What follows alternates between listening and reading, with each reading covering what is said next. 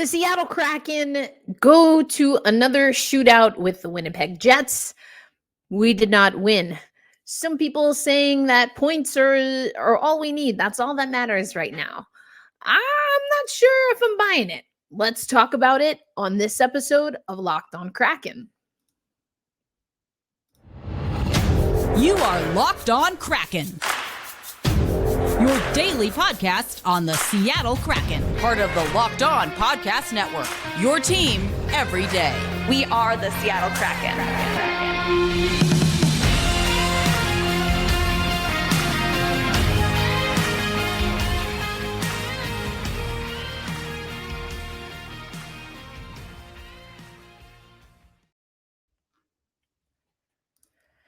Hey, what's cracking, Seattle hockey fans? Welcome to another episode of Locked On Kraken. I'm your host, Erica L. Ayala. We are your daily podcast covering the Seattle Kraken. Thanks as always for making us a part of your daily routine.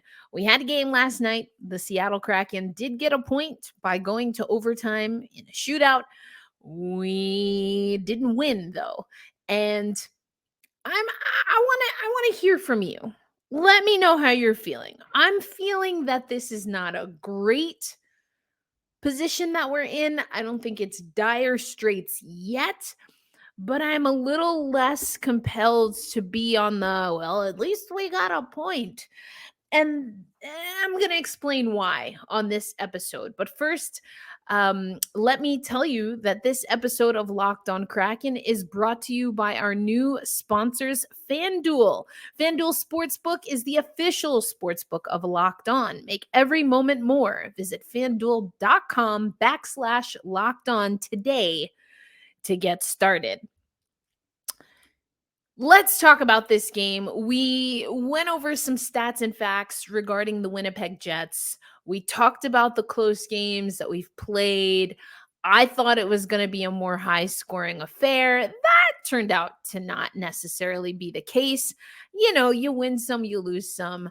That's okay. And the Seattle Kraken, you win some, you lose some. And it's okay in theory, except, you know, I was doing a little bit of digging. And I think we're in this part of the season now where we were earlier. We have only 2 wins in the entire month of February.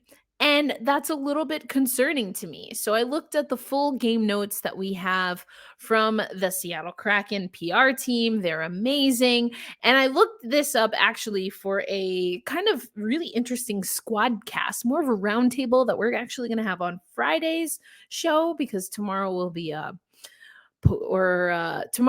game day episode. So anyway, on Friday, we'll do a little bit of this. Actually, I might flip that. Either way, later this week, thinking out loud here. Later this week, we're going to do a little bit of a roundtable. But as I was looking at that, I was taking a look at some of these stats for the Seattle Kraken and kind of where we stand, where we sit with everything.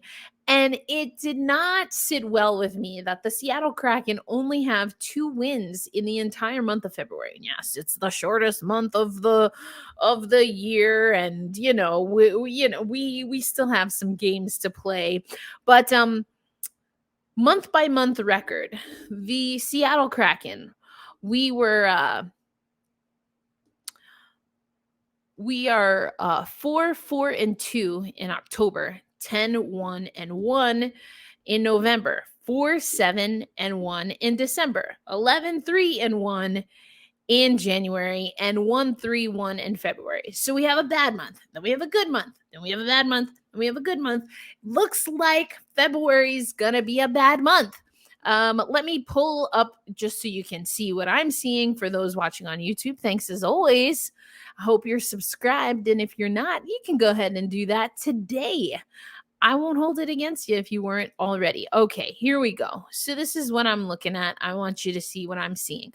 It also has the Philly record, but we'll talk about them a little bit later. But you see, like, we have these ebbs and flows here. And so 11-3-1 in January, 10-1-1 in November. It's looking like, every other month is a bad month for Seattle. I don't want that to be the case. I don't think this is the time of year where we want to be slipping. It's a tight race. Again, we're going to have a roundtable either tomorrow or Friday.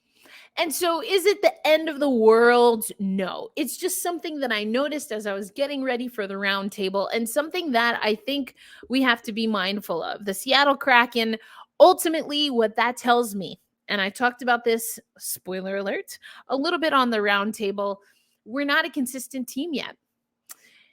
We have had more injuries in the last handful of weeks than the entire season put together. Obviously, we know Chris Driedger. Speaking of Chris Driedger, you'll hear from him on this episode.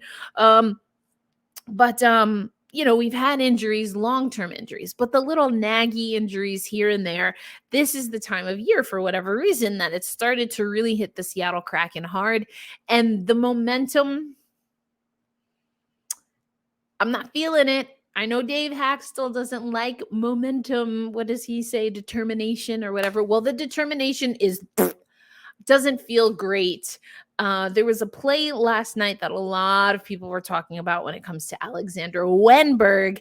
And for his part, Dave Haxtell, as I tell you often, he does not defy. He never throws his guys under the bus. Alexander Wenberg, at first I was like, why is everyone getting on Wenny? Let him do his thing. But he had a yawning net. And instead of trying to pop that thing in there, he pulls the puck out. It didn't look great. The replay didn't look great, but I can appreciate and respect what Dave Haxtell is saying, that, if we look at it and we analyze it, it's easy to say something like he should have done this, he should have done that. I like that. I appreciate it. And I want us to get back to the Dave Haxtell that's asking his team, matter of factly, not trying to play mind games, but really asking them, are they willing to do what it takes to be a team that hits the next level? They answered that at the top of the year for the most part. They've got to answer it again. That's not a definitive, you say it once and that is what it is. That's something that you wake up every minute of every day, every hour, every second. You have to answer that question. And it's tough. Sometimes you don't want to answer it. Hey, sometimes you answer the question and you know that that's not the answer that you want to give, but you have to give the answer that's true in the moment. And so if we want to be aspirational about the Seattle Kraken team, as I think generally speaking the fan base is, I'm all for that. And you're right. We do need that point. And again, we'll get into the roundtable and explain why that is critically important. Losing outright is not an option. So for that, I say yes. And I felt that there were moments in this game where the Seattle Kraken could have cranked it up and didn't. What did work a little bit better for our boys was special teams. Imagine that. The Seattle Kraken getting it done with special teams. I love that for us. So if we take a look at the overview, the game recap, if you will, you'll see here, as we're over at NHL.com. Hi, NHL.com. We see that the Seattle Kraken were the only team to score on the power play, and we were perfect on the penalty kill. That power play goal came from Jared McCann. That was a big goal, and it's important that we're able to score. Our other goal scorer was none other than the birthday boy, John Hayden. His interview with Piper was adorable. It's not very often. I know this is probably a thing that not many people are bothered by. It's not that it bothers me. What I want to say is that it's noticeable when someone who's being interviewed looks into the camera, because the person who's interviewing them, Piper Shaw, eventually she switches, just like my hand, so that she's off camera. So then the athlete is looking at her and not looking at us, the viewer, right? By us, I mean the camera. The camera, those are our eyes, right? That's our face. And so I just liked how has nothing to do with the standings. It has nothing to do with the performance yesterday. I just really appreciated that John Hayden made eye contact. And speaking of, why don't we go to the birthday boy, the goal scorer, and get a little bit of that good eye contact and hear what he had to say after this game. Some consistent traffic in front of their net. They did a great job defending. Overall, I thought it was a pretty good game for us. A couple of details that led to giving up our lead, but it was a hard-fought point. Been 2 goals, 4 games this season. It's pretty decent average, and on your birthday, no less. So that one feel pretty good. Yeah, would have been nice to get the win, but I said it during intermission. My line mates have made it pretty easy transitioning so far, so we'll look to keep the chemistry going. What do you think works between the way that all you 3 play? I think just a combination of their skill and work ethic, simple when we need to be, and also able to make plays like Geeks did there. What have been some of your takeaways from the way your team has played throughout this road trip? I know this is your first game kind of coming in during this road trip, but just from what you've observed. Just gutsy efforts, up and down the lineup, guys playing like it's all on the line. Starting with the details, Groovy and Jonesy have been great, so just tremendous work ethic from everyone. All set? Great. Thanks. I love that he looks at us. I don't know. It's just a thing. I like it, John. He said some things that I thought were interesting. Everyone has been giving praise to the tendies. Tendy love, as I like to say. We're going to hear from one of those goaltenders from our lineup who we haven't seen coming up next, but I like that he's giving love. He is talking about the desperation and determination. I personally think that he oversold it because I've seen this team scrap and play better than we're playing now. And that's the thing. If this were, if we didn't have the first few months of the season and we played the Winnipeg Jets last night earlier in the year, okay. You win some, you lose some. But we've seen this team show us who they are, and the spark is missing. It's not far away, but it's just missing. The magic that we had in those months of, double-digit wins, it's missing. And we need it back if we are going to stay in playoff contention. Let's get into that a little bit more coming up on this episode of Locked On Kraken. Like I said, we'll get into getting the magic of this Seattle Kraken team back, and we will hear from Chris Driedger on his rehab process.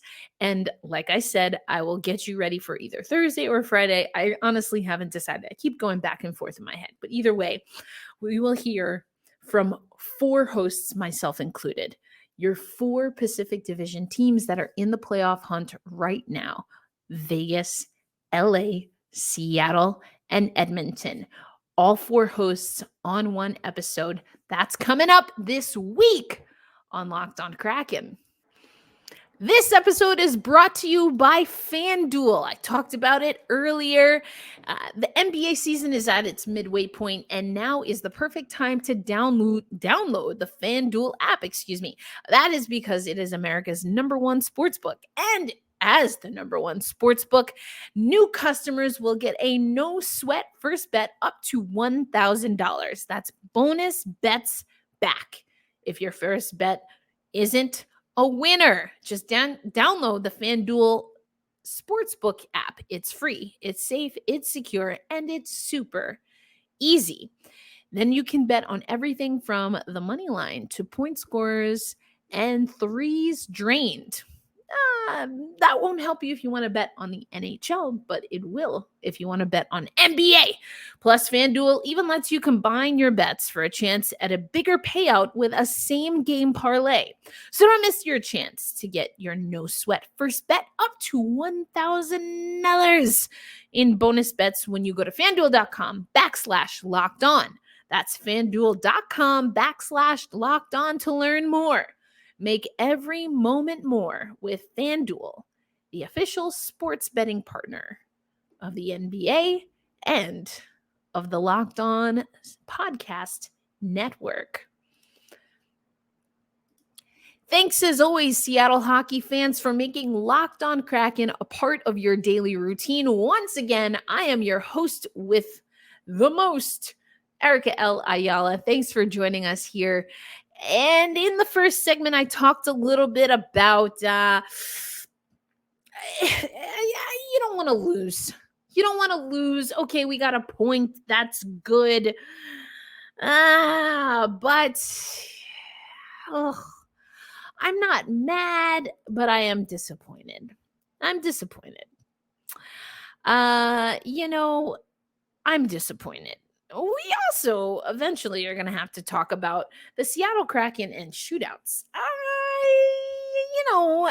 Eye test is telling me we don't have the greatest shootout record. It was only Mark Scheifele that scored. He was the only shooter that scored in the shootout. And Ryan Donato shot in the shootout. He missed. Kyle Connor for Winnipeg. That was a save made by Gruby. And Jordan Eberle also save made. But we might need to practice. Well, just in general, you know how I feel about practice. But we might need to practice the shootout.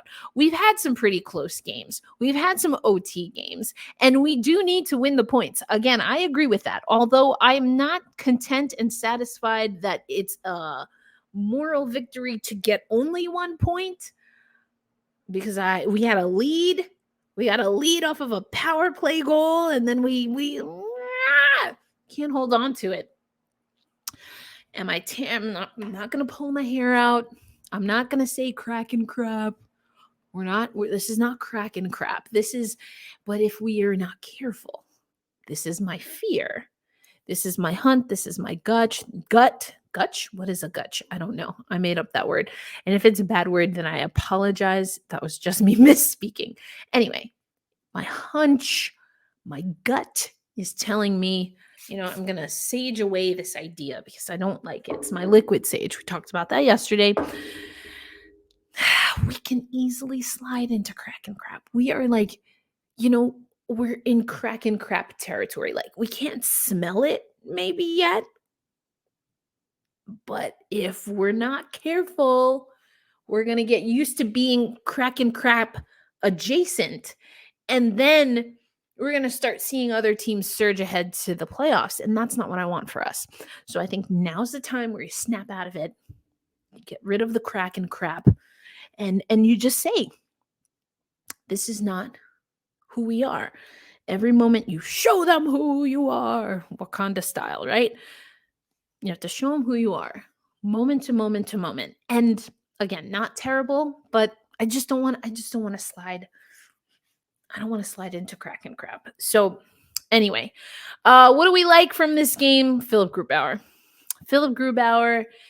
33 of 35 pushed aside, 950 save percentage, 38 of 40 shots he pushed aside.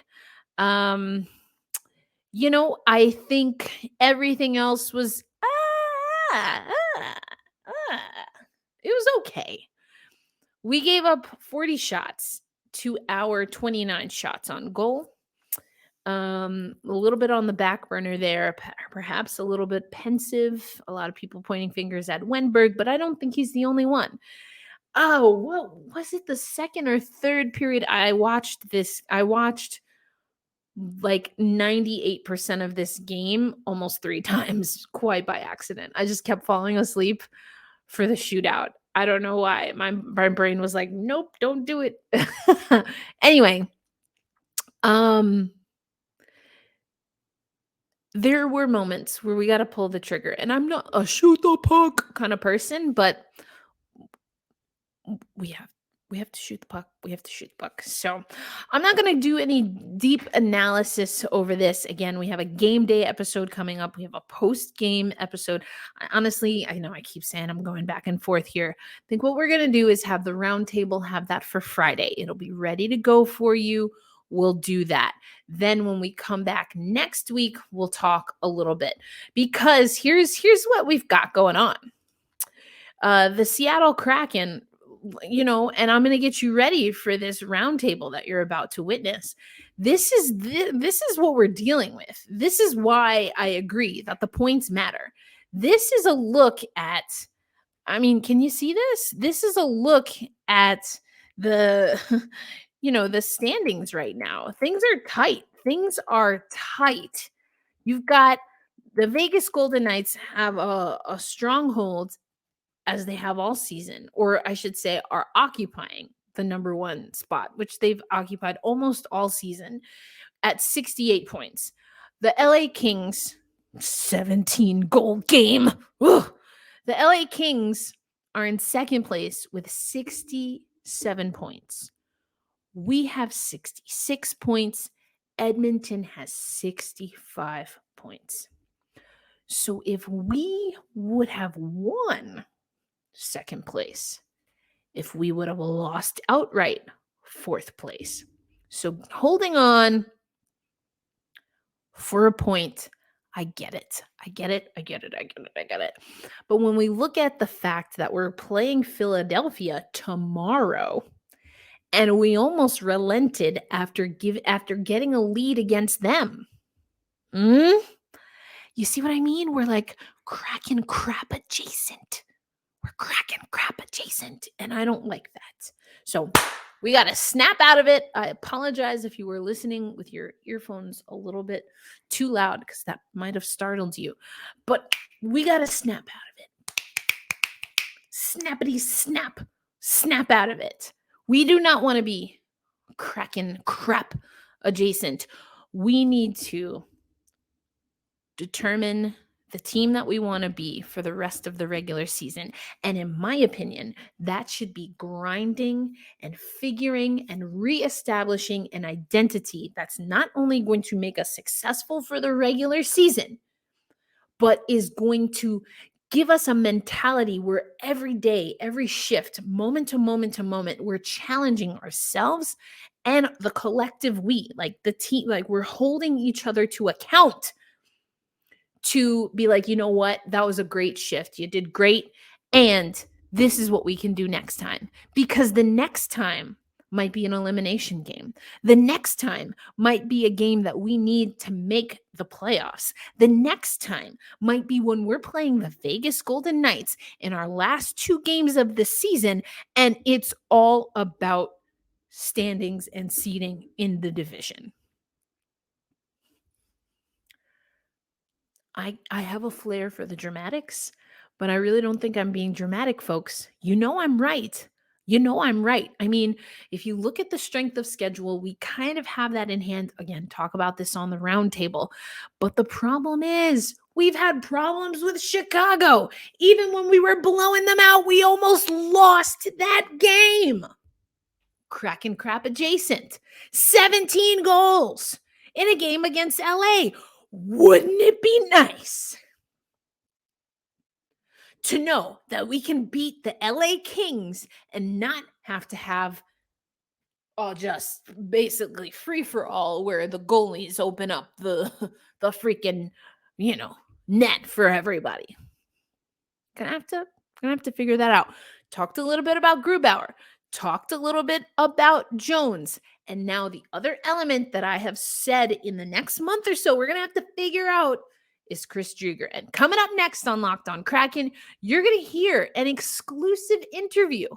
This is from Newark, New Jersey, as promised.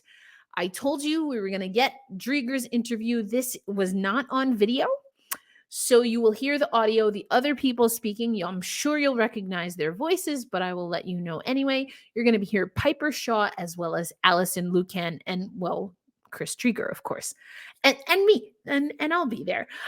So those are the 4 people that you will hear, and then you will see still images of Chris Driedger if you're watching on video. If you're not, then you don't have to worry about it. You can just make up your own pictures in your mind. Like the one where his eyes are really bugged and he's drinking the water bottle. That is not in the slides. I'm sorry. Didn't put that out there. But anyway, I just want to keep a finger on the pulse of Chris Driedger, because we're going to have to figure out where he fits in, perhaps this season, maybe even for the playoffs, if that's a thing.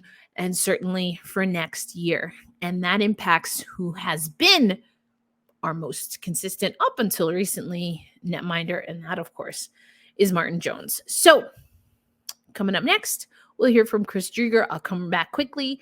We'll close out the show, and then tomorrow we'll get ready for game day.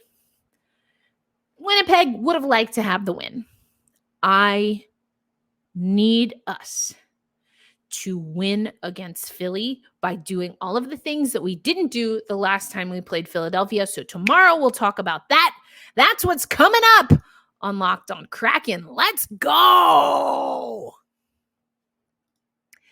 This episode of Locked On Kraken is brought to you by Built Bar. You know, I love talking about Built Bar because I'm always on the go, and I'm all about starting my wellness journey, starting my day with something healthy, but more importantly, I am all about, and I hate being hangry. I'm very often exhausted, but I do not tolerate and I do not do well when I'm hangry. And so you want to be healthy, you want something that's delicious, you want something that's convenient, then you got to get Built Bar. It is the perfect New Year's resolution if you're still along that journey. And here's why. Because not only is it covered in 100% real chocolate, which is one of my favorite things, but it's only 130 calories, 4 grams of sugar, and it gives you a whopping 17 grams of protein. You get flavors like churro, peanut butter brownie, coconut almond, double chocolate. Mwah. Love the double chocolate. The puffs, which is like a collagen protein that's like a marshmallow situation. Those are good. Those are good. And now you don't only have to go to Built Bar. You can also get them at Sam's Club and Walmart. So here you go. If you go to Sam's Club, you can get a 13-bar box with hit flavors brownie batter. Oh, so good. And the churro. If you go to Walmart, you can go to the pharmacy section. You can pick up a 4-bar box, cookies and cream, double chocolate, or the coconut puffs. So you got options here, people. No excuse. Built Bar is the way to go. Happy snacking. All right. Thank you as always, Seattle sports fans, for making Locked On Kraken a part of your daily routine. Now, I've gone back. I've gone forth. Tomorrow is a game day episode, so we're getting ready for game day. And then on Friday, you will hear the roundtable. So on Friday, I will not have an immediate reaction to Thursday's win. You'll have to get that on social media because on Friday, we're going to have a roundtable. And I want you to hear from the other hosts who are keeping an eye on the other 3 Pacific Division teams that are in the playoff hunt. Right now, we have a spot. Can we hold on to it? We have that 3rd spot. Can we hold on to it? Can we keep Edmonton in the wild card? Can we leapfrog LA or even Vegas? I think you should listen to the roundtable because all of us have some things that we've got to work out. So when I tell you,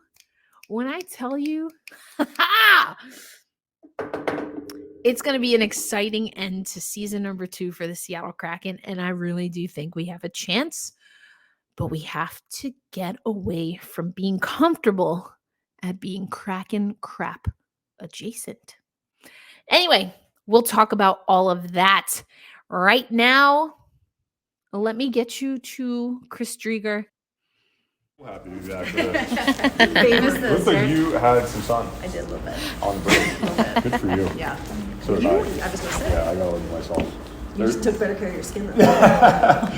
That's all right. It's going to last you for, until it all a dries and flakes off. few weeks. Yeah, it's great. It's great. Get some sun. What's it been like to be around? We're not being super formal. Okay. Yeah, What's it like to be back finally with the guys? It's so hard when you're have to be separated. No, it's definitely hard, especially when the guys go on the road and you're by yourself. So it's nice to be back with the guys on the road and go for some team dinners, get hang out with these guys. So it's a lot of fun. At the Super Skills competition, you guys won, obviously. So your team was whoever you wanted to go out to dinner with. Yeah. Did you get cash that in? Yeah, we've been on a couple dinners so far, and we got another one set up for tonight. So it's been good. I mean, New York City is like the best. Yeah. One of the best places to go for dinner. There's so many options. So. Is it true there was a trade before the Super Skills? Yeah, it was upper management though. It was above my head. Yeah, but I think I came out on top. Exactly. I was gonna say, like, how do you, adjust after a trade like that? Yeah. Well, I'd been schmoozing the higher ups earlier, so that's kind of then they've got me Maddie, so it worked out in my favor. Oh, that's not so bad. It's easy, yeah. You just gotta please the right people. Yeah, generational talent. Like that. Exactly. Going back a little bit to your workout, I mean, you talk about being around the team, but what has the progression looked like on the ice for you? Yeah, well, it's been. I'm trying to think how long it's been since I've been. It's been at least 2 months since I've been on the ice, so it's been a long slog getting back. Kind of just started in a tracksuit for a couple weeks, and then once that started feeling good, put the pads on, started moving around a little bit, got my cardio back was the first big thing, and then just kind of fine tuning. Did a lot of goalie drills with Steve Briere, which has been unbelievable.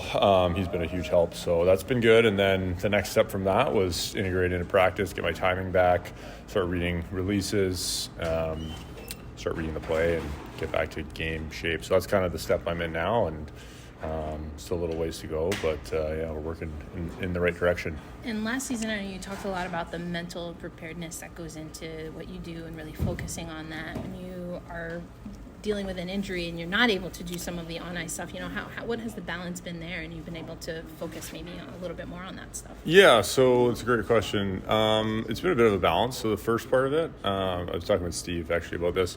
We don't really get an opportunity too often in hockey where you get a significant amount of time off. Mm-hmm. So I kind of took the first bit of my injury and rehab process to just relax and take a break from hockey and kind of take that mental break, because doing it over and over again, I haven't really been able to have a break like that since I was probably 15 years old. So it's been a while. So it was nice. I mean, stress-free. And then, once the season started going, then it was kind of time to start thinking about hockey, start doing a little bit of visualizing and just kind of knocking off a little bit of that every day and just kind of getting back to where I need to be mentally. What's the hardest part of coming back from an injury that's so long-term? Well, I've never done it before, so we're going to find out. I mean, even mentally, sitting out, having to watch. That's hard for sure. I mean, the toughest part for me was when the guys go on the road. We had that almost 2.5 weeks because we came back for 1 day road trip there. So that one was tough because you're just by yourself at home. Luckily, I had Donskoy there, so it was not just me. So I'd see, I'd have some human interaction at the rink. But so that's hard. But you get through it, you work through it, and glad to be back. Chris, I know we talked at the start of the season. I mean, you obviously have to know your body so well, but you were explaining to me the intricacies of your position. It isn't just getting your knee back, like maybe I would, or even a runner or someone like that. Yeah. Do you have to learn to listen to your body differently because you might feel good, but it's not? You're still rehabbing? Does that make sense? Yeah, for sure. And yes, I felt that early on in the process. When I was in the tracksuit, I did not have the same strength on my surgical knee that I did on my good knee. But that actually went away a little quicker than I thought. We've been doing a ton of rehab. The medical staff that we have is best in the league. So. It was definitely hard when I first got out there, but that kind of eased its way out, and right now I don't notice a difference at all. It feels the same both sides. So. Do you ever feel like you're it feels good, but medical is saying but you still need this and you still need that? Yeah. Well, I think with the ACL, it's kind of more of a time thing. It needs time to heal, and you can feel great, but really time is the only thing that's going to heal the ligament inside there, and it just needs X amount of days on the calendar before you're 100% good to go. So trying to make sure that we're doing everything so that when the calendar's right, then I have no restrictions. And I think we're making good progress in that regard. Excellent. Okay. Thanks so much. Yeah. Appreciate your time. Yeah. So been talking about Chris Driedger. You heard from Chris Driedger. He's on his way back. He talked about building his mental a little bit better and had some fun mentioning some things about the skills showcase. I'm really excited for Chris Driedger. We want him back healthy, but I do think that we're going to have to answer some questions about goaltending when he returns. Is that going to be this season? Is that going to be this regular season, postseason? Only time will tell, but we will be here to talk about it right here on Locked On Kraken. Thanks as always for making us a part of your daily routine. If you're not already subscribed on your favorite audio platform or on YouTube, go ahead and do that. That helps us grow the show. Any of the money that I get here, I'm using. That's how I'm able to travel to Newark or when I'm up in Boston. Yes, it also coincides with my other schedule, but those are expenses. So anything that you can do, including sharing this fantastical podcast, helps. So let's get to 500. Let's get to 500. And I would love to do that before the end of Black History Month. So that's my charge to the fam. Go out there, recruit, let's do it. And yeah, speaking of Black History Month, Saturday's game is going to be super special for our very own Everett Fitzhugh. I got to shadow him in New Jersey. That was amazing. It's Black History Month, an amazing Black History Month warm-up sweater, and they're playing his hometown team. So I will be listening from Florida. I'll be on the road again this weekend, but I'll keep a keen eye on what's going on the goings-on. And let's enjoy, but let's hold fast, stay true, be kind to yourselves and to each other. Let's get to 500 on YouTube. Maybe I'll do a giveaway. Would you like a giveaway? Let's do a giveaway. What am I going to give away? Well, I still have one extra Black History Month hat from last year. And if I can get my hands on some of the Black History Month swag from this year, that's what we'll do. But I at least have a Seattle Kraken hat I know I can give away. So let's do that. Let's get to 500 and beyond. Enjoy your Wednesday. I'll talk to you tomorrow for a game day preview episode. And then on Friday, you'll get that roundtable. I'm sure I'll talk about it a little bit more. Until then, peace.